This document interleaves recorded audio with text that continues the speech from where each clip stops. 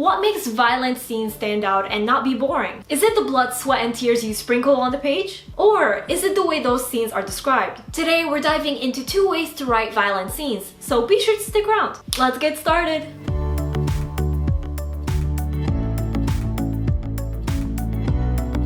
Hey guys, Nour here, and welcome back to my channel. For those visiting for the first time, hello, I'm the fantasy author of the novel Divinity Falling. Be sure to subscribe for weekly writing advice videos. Violent scenes can come in a variety of forms. For example, a violent scene can be a fight scene where 2 characters battle out using swords. Or a violent scene can be a car accident scene where a character dies. Or a violent scene can be a torture scene where a spy gets his fingernails pulled out. There are so many different types of violent scenes you could write. Anytime a character is going through something physically and mentally painful, dark, and scary, you are writing a violent scene. But in order for violent scenes to really resonate with readers and not bore them, you need to make sure they are powerful. And there are 2 major ways to go about doing that. The first way to write violent scenes is to be very detailed. For example, if you're writing a fight scene, you don't want to just say that one character took down 5 opponents and became the champion. If you do that, readers will wonder how one character was able to take down 5 opponents. Did he magically win? Did they surrender? So you want to be very detailed. Describe what actions your character took to dismantle 5 opponents. If they're fighting with swords, did he disarm them first? Did he rely on his sword the entire time? Or did he throw in a kick here and there? Did he ever lose his sword and have to use a makeshift weapon, like a heavy book or a letter opener? The more detailed you are, the more interesting the scene will be. This way, the violent scene is more than just a violent scene. It is an active scene that keeps readers reading. Whether your character gets hurt or comes out on top in the end is up to you. But by being detailed, you take your violent scene and ensure that it is both painful and compelling. So that's one way to write a violent scene, and it is probably the most common way. But there is another method. While I did just say that your violent scenes should be very detailed, this second method relies on the opposite approach. For example, if you're writing about a dark scene where a character is being tortured, but you don't want to dive into all the gory details, then you would choose this method. In this method, you allow the reader to see the character's initial torture, like the character getting punched a couple of times and maybe screaming in pain. Then, you end the scene there, leaving the rest up to the reader's imagination. If you're writing in third person, you could also pull away from the character being tortured and let the rest be witnessed through the ears of those listening from afar, such as security guards hearing the screams of the tortured character. Again, this allows the reader to understand that the character is being tortured without having to see all the gruesome ways he's being tortured. If you're choosing this method, however, I don't recommend overdoing it. After all, if every violent scene takes place in readers' imagination, then readers will start feeling robbed of the action. So I personally recommend using this method once or twice, or at least balance it with the other detailed method to keep things interesting. So that's all I have for you today. I'd love to know, if you write violent scenes, what are they like? Let me know in the comments. If you're new to my channel, be sure to subscribe. I put out weekly writing advice videos that will take your story to the next level. Also, don't forget to follow me on social media to see what I'm up to from day to day and to chat with me. And before we go, I just want to give a quick shout out to Sarah Frayne and Alan J. Early from my shout out tier over on Patreon,